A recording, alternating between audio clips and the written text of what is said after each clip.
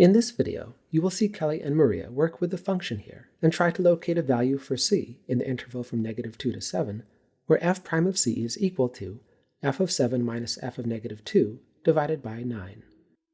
As they work, consider the understandings they express and determine if their reasoning is valid. So, I don't really know what this question is asking. Yeah, to do. it feels like a very short prompt. I feel like Yeah. there's something missing. Right. Also, what is C? Like, I know it says a value, but So C, I would think it's in the interval, -2, 7, so it has to be one of the numbers that we're looking at on the x-axis. But I don't know which one. And I don't really know where we're looking for it. Right. I also think that they might have gotten this 9 from like 7 minus -2. So maybe that's where that came from. That would make sense.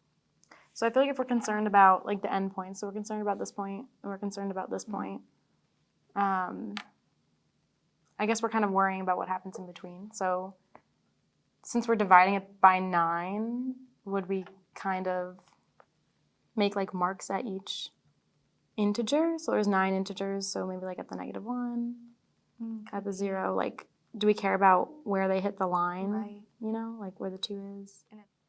Oh wait, this kind of looks like the slope formula. Yeah.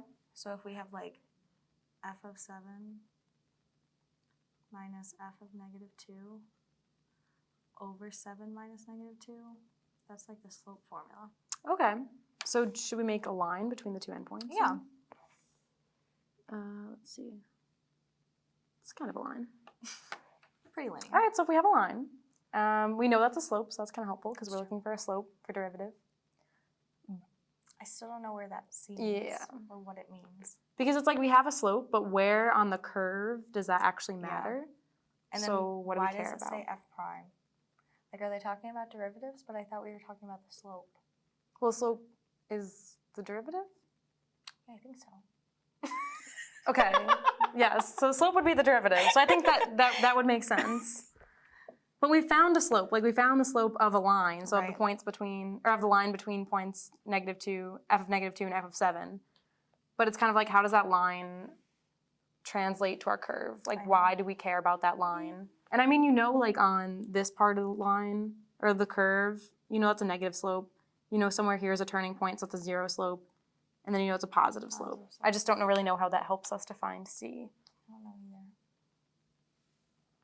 I feel like the only thing I know for certain is that somewhere here, there's a slope of something. Like at some point, there's a slope of 0. So I'm like, and I also know that the turning point is usually pretty important. So I feel like if I were to guess, I would be like, okay, maybe I'm concerned about something here. Right. But also,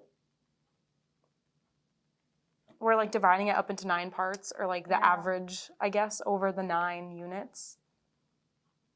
And then I see that like 7 minus the -2, if we're looking at where they fall, like on the y-axis, that I know that 7 minus, it's going to be a negative number, right?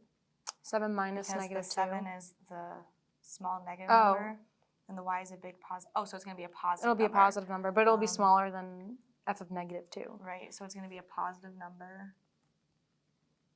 over 9. But so do you think C needs to be a positive number? I guess so, and I feel like that would also make sense because the majority of our domain, like on the x-axis, is positive. That's true. So in theory, C is more likely to fall between 0 and 7 than it is on the left of the y-axis. So I like that thinking because I feel like it kind of makes sense. So I guess we have two things that are set equal to each other. So what we're really looking for is when is f prime of c equal to this thing on the right? And we've kind of drawn that thing on the right, and it's this line. So when is the slope equal to this line, I think is the question that I'm asking. Like that I would be concerned with now. Like when is our slope of the curve equal to that line?